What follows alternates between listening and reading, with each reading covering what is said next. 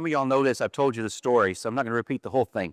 But a long, long time ago in a land far, far away, just a couple hours, it's in San Angelo. San Angelo, it wasn't that far away. I was studying to go into architecture. Now, for the Seinfeld fans, you'll understand, I never mention this hardly at all because George Costanza always said that was his story too, and I don't like to be associated with George Costanza anytime I can avoid that, right? But I was going to be an architect. That's what I really thought I wanted to do, and I always really enjoyed it. I like the type of work. One, it's the only way I can draw. The great thing about architecture is you don't have to be able to draw. They give you like 15 machines on your desk that help you, and this is before not too far before everybody switched to CAD systems on computers. We actually had a pilot program with a federal grant in like 1988 in our class for all of this stuff. But mainly we were still drawing. He was limiting us to designing using CAD to design things like nuts and bolts, start simple kind of stuff. So all of our house plans were by hand. And somewhere, I think maybe in my office, I have still the hand-done blueprint of that house. And my first house, qualified to go to state and get state, qualified to go to state and all of that kind of stuff. It was fun. And it was fun not just for, what you were designing. It was fun to be a part of a group of people sitting around every morning. We showed up at 7:15 or 20 in the morning and had a 2-hour architecture class every morning at high school. Voluntarily, 7:15 in the morning. And we would go and do that. And it was fun to watch each other's work and change things and all that kind of stuff. It was a fun time. What I wanted to do was actually residential architecture, not just because of the designs, not just because of I like architecture, but because it's people oriented. You're helping someone get into a home where they're going to live and have life and enjoy it. And so there are two kinds of architects. They're the kinds that do it because they love to help the customer see their vision come to life. And then there are architects who love to find a customer who will pay for the architect to have his vision come to life. Those kind are annoying. I didn't want to be that kind. I love the idea of helping people to do that. And if the Lord had not interrupted, literally in architecture class one day, interrupted my life and said, no, this is what you're going to do, that's probably what I would have done, probably where I'd be today. So I enjoy it still. I don't really dabble in that much anymore. I don't have the time for that. But I still do really enjoy it. When we travel, I like, no matter where it is, if it's Guatemala or, of course, went to see Tanya. You're in a different spot today. Went to see Tanya in England, things like that, really, really cool architecture and things like that. I find it fascinating. I find the different cultural expressions fascinating. Jesus uses residential architecture as a way to teach us this morning. And he uses the idea of a house that's sitting empty. And you know what happens when houses sit empty, right? It's a really weird, to me, it's a weird process that houses go through when they're empty. Because logically, if you don't know what happens to an empty house, logically you would assume that an empty house isn't getting worn out, isn't getting dinged and dented. It's not people aren't walking across the floors and causing uneven settling and wearing out the carpet and all this stuff. So, like in your head, you would think that's great for the house. Having no one there, it's like preserving the house. That house is going to be in the best shape ever 30 years from now. But that's not what happens, is it? There's something about a home, something about a house, something about a building. Some of it is physics, but it almost sometimes seems a little metaphysical. There's something about it. They're meant to be used. They're meant to be lived in.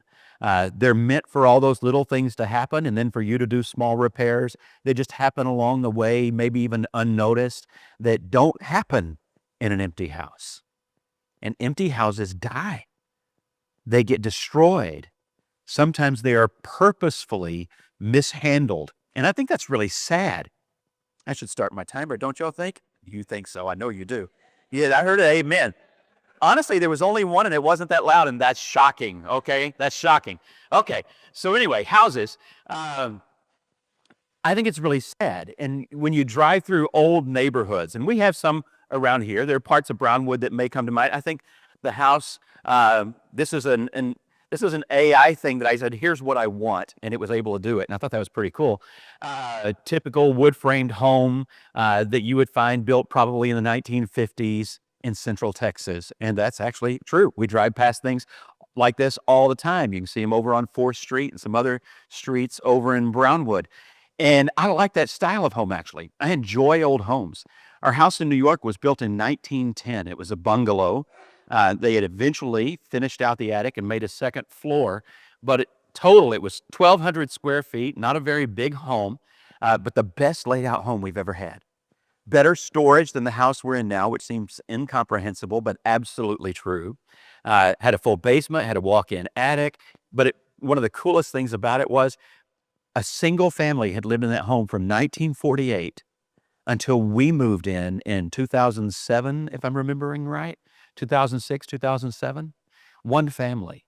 One time I had to retile the shower, had to take it all the way back to the studs and put in better, newer materials and things like that. And behind the old tile was where they had signed, the family had signed that they had remodeled the house, which I already knew, in 1948. Very well cared for, constantly occupied by one family home for more than half a century. And so everything had been taken care of. You'd go in the basement and it had copper piping, and there was still his leftover copper pipe for the next repairs that might need to be done. Every repair he had ever done from 1948 until the man died had a little tag. The date, what he needed to do, and how he had done it. It was awesome. A wonderful house to move into that way. The neighborhood was mixed. Some of those houses have been cared for like that. One was as beautiful as this one, but green, right across the street. Older couple, they had lived there at least as long as that guy had lived in the house that we bought. And then there were other houses that were in not so good shape. And the worst was one that sat empty. It was absolutely terrible. It was right across the street from our driveway, and it was an eyesore. Okay, in an okay neighborhood, it was an eyesore, and that's always, again, it's sad. I wanted to find out who owned it, and would they have been willing to sell that, and could we find somebody if we couldn't afford it? Could somebody have bought that and fixed that up? I also drove the school bus when we were in New York. I drove the school bus in the capital of New York, Albany. And it's an old city, goes back to the 1600s. It is not hard to be driving down a street and find a home that is built in like 1698, something like that. It's really an old city. The first time my teammates and I were driving down in that part of the town, which then that was back in like 91, but then in 2004 became part of my bus route. One of my teammates was looking at the plaques on every house and saying, these numbers are not in order. The last one was 1697, this one is 1703, and that one up there is 1752. They're not, it doesn't make sense. Why did it take them so long to build that? She's thinking it's the house numbers. It was the years they were all built. Old stuff. So another part of my route involved this street. This is, I think, Broad Street. Not that it matters to you, but I'm just in my head drawing a map. In the Clinton Avenue neighborhood. It's so old, once was full of row houses like this, multifamily homes and mansions in the 17 and 1800s. In the 1900s, it became an economically depressed area and still is. Really, really, really economically bad neighborhood. It also has problems with crime and drug gangs and things like that. And I had kids on my school bus who were in gangs and things like that, and we had to be very careful. Some of them, their parents were in jail, and it was a hard neighborhood to be in. When you're in a neighborhood like that, one of the things that tends to go is your house. You maybe don't have the money.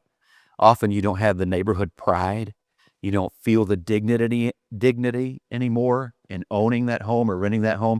Then you have absentee landlords and slumlords, and this neighborhood has all of the above, and it just gets real bad and real depressing really fast. And then it's been that way for decades, the better part of a century.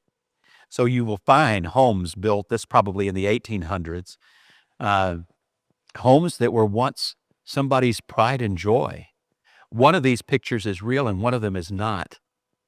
Okay? You can probably figure out which one the real one is, right? It's the red one. It's already got the condemned label on it. It's going to be demolished soon. I got this off of a news story about the neighborhood not that long ago. But I also then said, well, what would that house have looked like if somebody had taken a little bit of pride? Not even going over the top, just a little bit of pride. What could it have been versus what it is? And this is where we are in Jesus' head as he looks at Israel, as he looks at the people that are around him. Remember, he's still talking to Pharisees and teachers of the law who are challenging him, who believe that they've built a wonderful home and they've got it all tidied up and all cleaned up and everything looks great and everything is great. But Jesus says, it may look great and be well painted right now, but if things don't change, this is your destiny. Okay? And this is how he says it. Let's look at the text. Matthew 12, verse 43. When the unclean spirit has gone out of a person, it passes through waterless places seeking rest, but finds none. Then it says, I will return to my house from which I came, and when it comes, it finds the house empty, swept, and put in order. And then it goes and brings with it 7 other spirits, more evil than itself, and they enter and dwell there. And the last state of that person is worse than the first. It's an interesting picture that he's trying to get us to understand. Now, he starts talking about this person who has had a demon driven out of them. That's something he had just dealt with. That was part of what they were arguing about. And what he wants them to understand is both the person who has the demon driven out and those who were criticizing and those who are believing. All of the above. He wants them to understand. What I've done here is incredible. It is a miracle. It is through the power of God, but it cannot be the end of the story. Because if you drive that demon out, they go out into these waterless places, and we don't have to try and wrap our heads around this. It's really kind of wild, but this was typical thinking of this period of time. What he's saying to them is not anything they didn't already believe. Okay, it's important to understand that. So he uses the language they would have used about what happens when a spirit is driven away.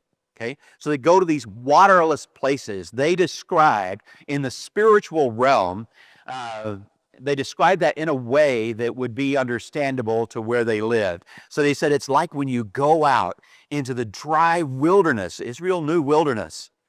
You go out in the wilderness and you don't have what you need, and it's horrible and it's arid and you're dying, you're suffocating from the heat and you're dehydrated from the lack of water. And this is what happens to these demons when they're driven out of a person. These spirits are driven out into a place that for them is like Odessa and no access to a drive-through. Okay, imagine Odessa with no drive-throughs or convenience stores. And that's how the Jew in the first century saw the place of punishment for demons. And it makes sense to someone from San Angelo. We grew up in the Friday Night Lights, and that competitiveness is still there. I'm sorry if you're from Odessa. I love you. I don't love Odessa High. Anyway, this is how they describe it. It is like these dry, arid places. So just kind of understand, this is where he's coming from. And he says they're seeking rest, but they will not find any. That's part of their punishment. They will not find any. But he says, well, I'll go back. Now, if you have had that demon driven out, do you ever want that demon back? No. If you've had non-demonic things happen to you, things that, when I say non-demonic, I mean like not possession, but you've had struggles and you've had sins, you've had addiction, you don't want them back. You also know, all of us do, how difficult that can be. We know kind of what he's talking about because sometimes you have a day, a week, a month, a year, even a decade of time where you had your house in order and you've straightened things up and you've cleaned it all out, and then wham, it just hits you. And you're like, where did that even come from and why? And sometimes it causes you to be tempted in such a way you do fall back in because your defenses weren't up because you'd gotten used to things being clean and tidy. Jesus is saying if that's what you think is going to save you, just cleaning things up, it will not be enough. Nature abhors a vacuum, and so does Satan. It will not be enough. He wants us to understand, yeah, I can drive the demons out. You can clean up your house. All of this can happen in Christ. But that doesn't mean the job is done. And it doesn't mean that a clean, empty house is actually a good thing. That's not where you're supposed to go, because this thing wanders around, and then when it comes, what does it find? A nice, hospitable home. It finds an empty house. Well, if you're a demon and you find the house where you used to live empty, what do you think? Available, right? It's all available. I can do this. I can go right in. And what does the demon do? He does, and he brings back friends. That's why, even when you think, man, I'm stronger now, I'm this now, I'm better at this now, sometimes it hits you in a way and you fall further than you ever fell before, because you'd cleaned, but you hadn't brought in a new resident to crowd out and put up the sign, no vacancy. You get it, what he's saying? We've got to have the new resident king. Jesus is the one who crowds out Satan. If the demon comes home and finds Jesus sitting on the porch, is he coming in? No, they know better. If they keep coming back, who's been sitting on our porch? Maybe nobody. Left completely undefended because we didn't fill that void. We didn't allow Christ and the Spirit to fill that void. Look at what's missing. When you listen to what Jesus is saying about the house, what does he say? You swept it, you cleaned it all up, you cleaned it all out. What's missing? There isn't any filth. There isn't any chaos. I think that's what lulls us into everything's fine, because it all looks good. Don't you love it when you clean your house and everything's back where the way it ought to be, and you just kind of are like, all right. It gives you a sense. There's almost a spiritual sometimes level of, okay, everything's better now, right? What happens if you don't do regular maintenance? You know, right? I'm not going to ask for a show of hands. They're like, you could see it right now, right? But we know what happens. And until somebody says, I'm going to be over in 30 minutes, it'll continue to be that way. You know? See, I called some people out without having to call people out. Hey, I definitely can be one of those. So there's no finger pointing here. I love it when people come over, because, man, does the house get clean fast. It's like, I've been trying to get people to do that for a month, including this one right here. And then, boom, all of a sudden it happens. I love it. In fact, I have been known to invite people just because I knew it was the only way we were all going to get it done. You know, sometimes you got to do that. But there's something biblical about that too, isn't there? I've invited Jesus in. I'd better get my act together. That's pretty biblical, isn't it? And that's part of what he's trying to get us to understand. But it's not enough just to mop. It's not enough just to become clean. There has to be a new residence and a new relationship. So here's that house again. Let me show you that again. So kind of get that in your head. This is what this homeowner would want, right? It's nice and tidy and clean. There's nothing chaotic. There's nothing out of place. Everything is just fine. Look through the windows for a second. And what do you see? It's empty. You can tell looking through the window, there's nothing there. Nobody's there. So we know what happens. Again, we know what happens in neighborhoods. And again, you can see this. We've lived here for 13 years. That's long enough that we've actually seen houses go from this to what happens when they sit empty. There's one that we pass out in the countryside fairly often, and it's gone from that would be a great fixer-upper to, oh my goodness, that's going to be such a money pit. Just in the last 10 years. Like, you would not recognize the before and after as being the same house. And it's really sad, because 10 years ago, that was a savable house. 10 years ago, something could have been done, but it sat empty. I think there have been every now and then some squatters. It looks like it. And it's terrible now. Absolutely terrible. That's what happens, isn't it? Demons come back. Addictions can come back. Mindsets come back. Bitterness comes back. Unforgiveness comes back. Tension and griping and fussing and arguing, it all comes back, and all those demons come back with friends. And Jesus says in the parable that they don't just, actually, we call it a parable. I'm not even sure that it is. He seems pretty serious about it, and it's reality. They come back and he says, stronger each one of them than the first. Stronger each one of them than the first. What is that going to do to your house? And we feel that at times, don't we? Like we know this is what happens. And Jesus is warning Israel, this can happen to you. And it's happened before with Israel, hasn't it?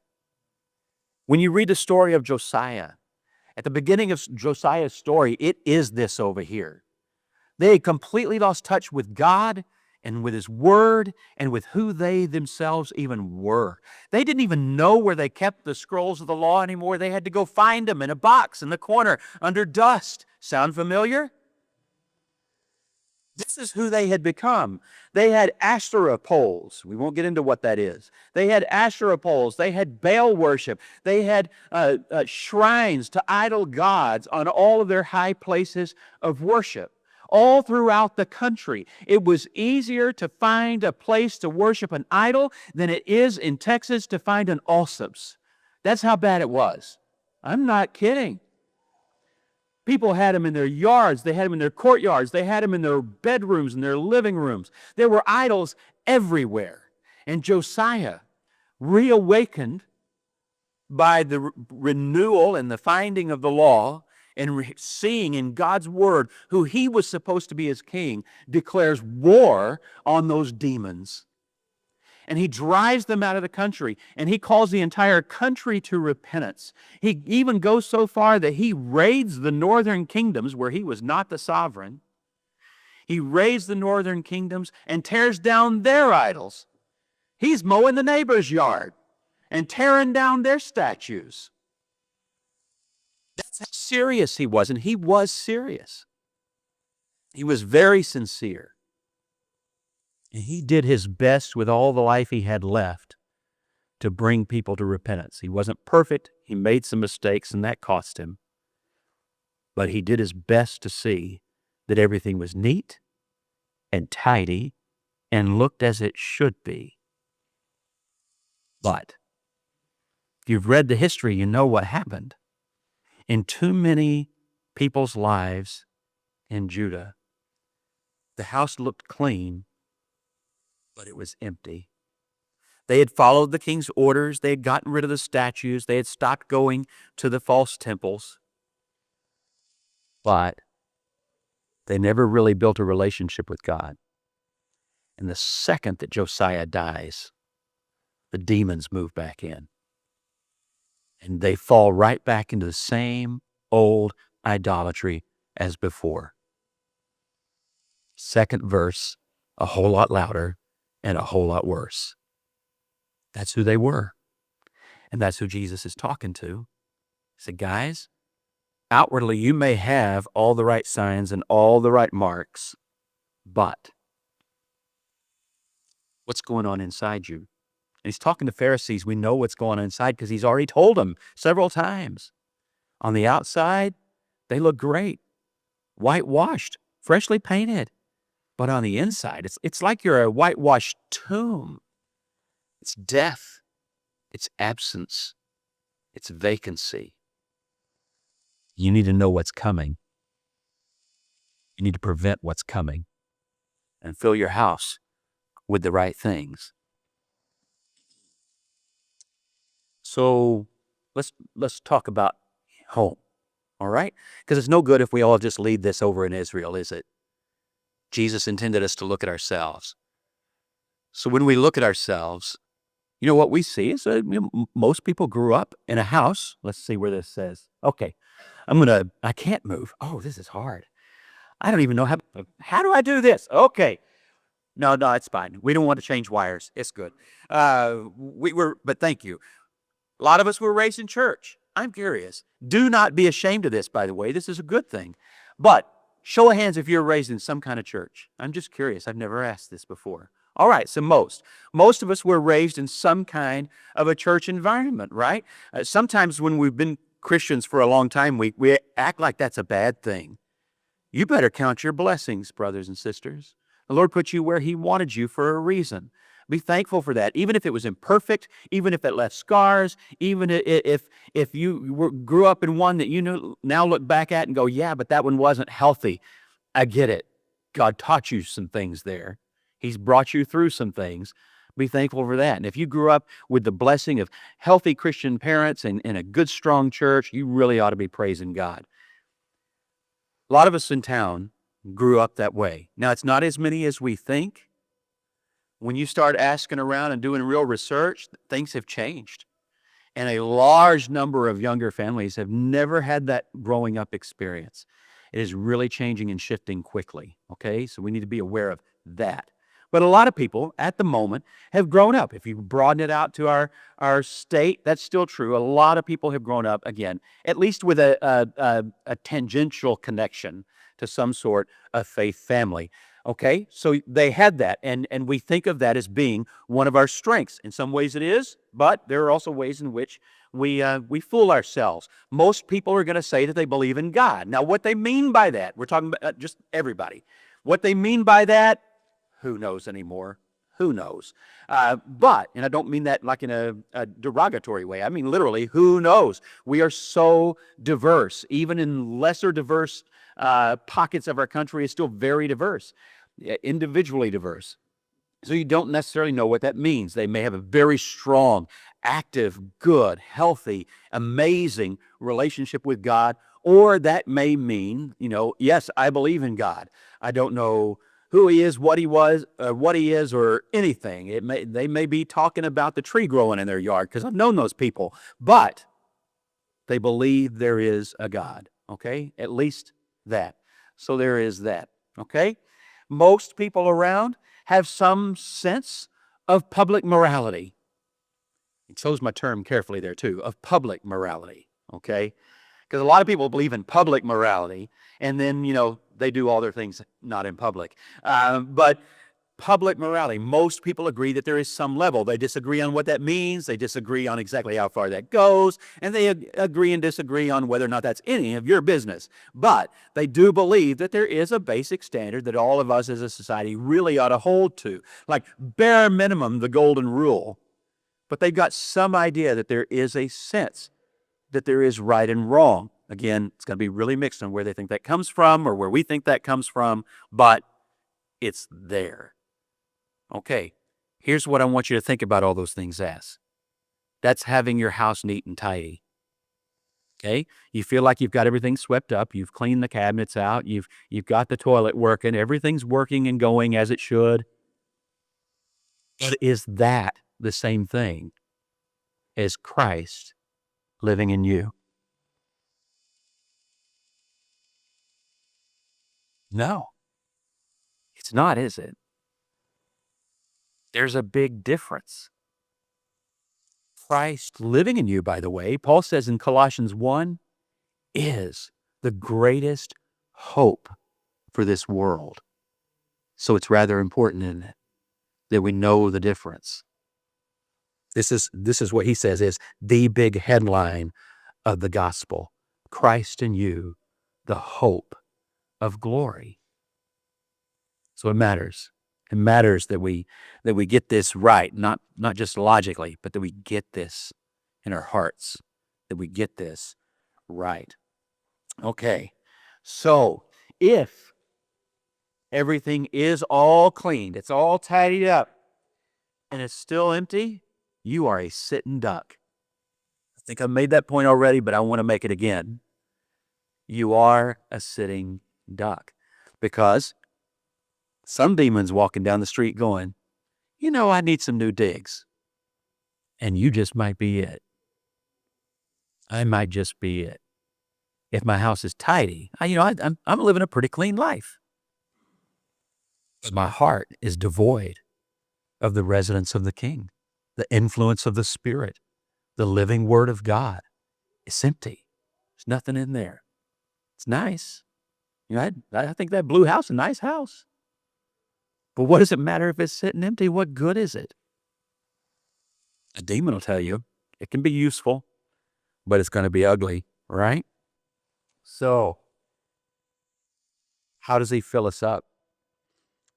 These are things we see. This is still at home. This isn't anywhere else, is it?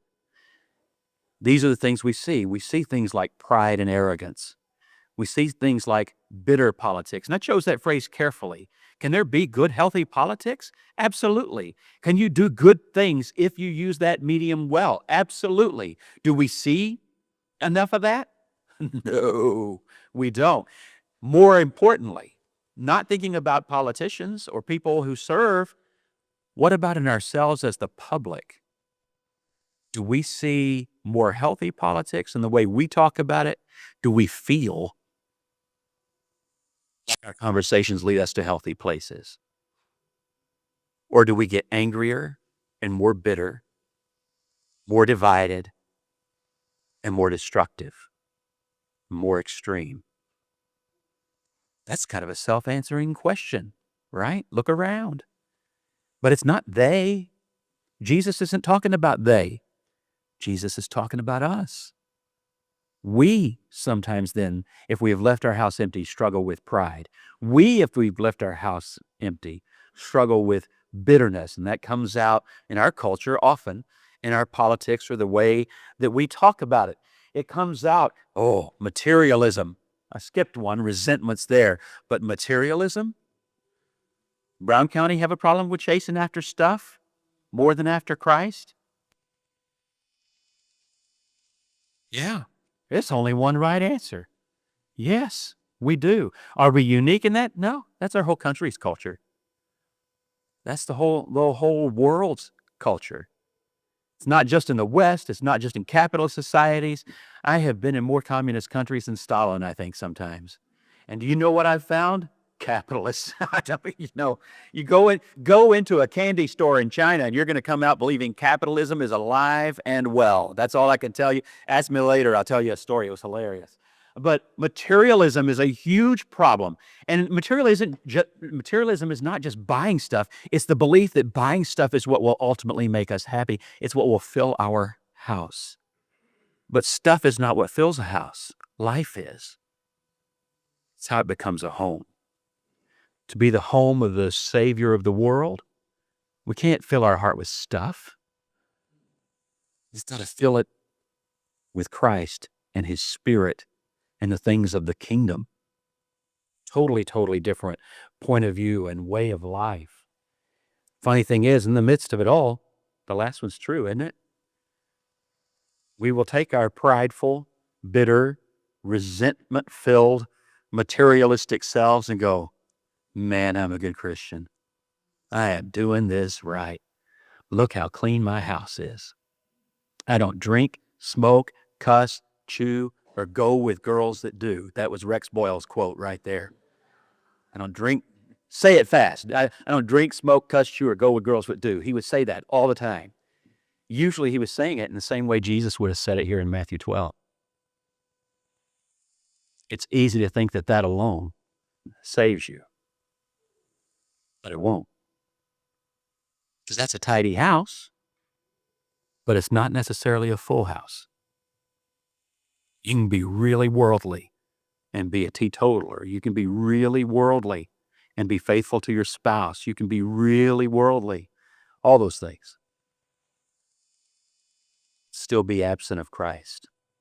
And that's what he's warning us against and what he's warning them against. He then tells one more story that we're going to do real fast, okay? Matthew 12:46. Let's read verse 46. While he was still speaking to the people, behold, his mother and his brothers stood outside asking to speak to him. But he replied to the man who told him, who is your mother and who are my brothers? And stretching out his hand toward his disciples, he said, here are my mother and my brothers, for whoever does the will of the Father in heaven is my brother and sister and mother. So he turns from the house to the family that should live there, right? He talks now about family. Who is really the family of Christ? Well, it's the people that have on their sign out there, we're the family of God, we're the church of Christ, we're whatever. No, a sign doesn't make a difference, does it? Doesn't make any difference. You know, you can put a sign out in front of a house that's for sale that says cute and cozy, and it really may just be cramped and nasty. Sign didn't change a thing. Didn't change a thing. What makes the difference? In this case, he's talking about the family. Who are you? What is your relationship with the king? He says, and he points with his finger. Who's asking the question? Who's he teaching? Teachers of the law and Pharisees, really religious. They think they've got it all clean, tidy, and tight and all together. And he says, yeah, my mom and my brothers are out there. What were his mom and his brothers doing at the time? It's not a cut against Mary. Put that up there, right? Yeah. It's not a cut against Mary. He's not rejecting his family or anything like that. What is he doing? He's saying, if you really want to be family, he said, you know, some of my brothers right now don't even believe me. They're out there griping about me, and they're not listening. But you know who is? These men and women right over here. And you want to know who's my real family? These believers right over here. The people who are actually living it, who are actually believing it, whose houses are full, who have a relationship with the Spirit and with the Father and with the Son. These are the ones that are family. Not the ones who are just making sure that it's got curb appeal, but is dead inside. That's not them. Okay? These are my mother and my brothers and my sister.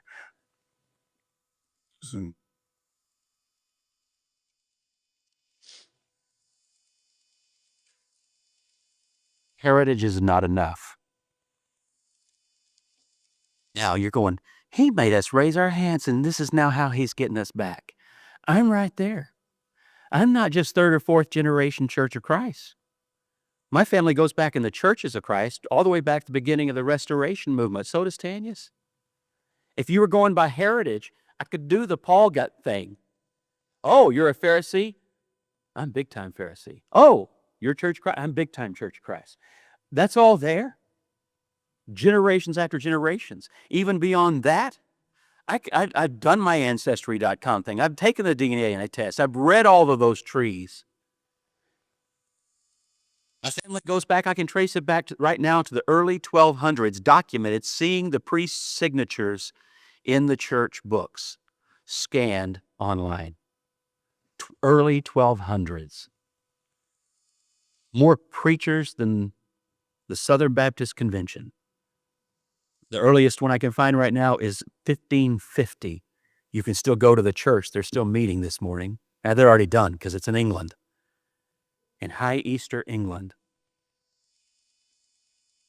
So, will that on the day of judgment mean a thing to Jesus?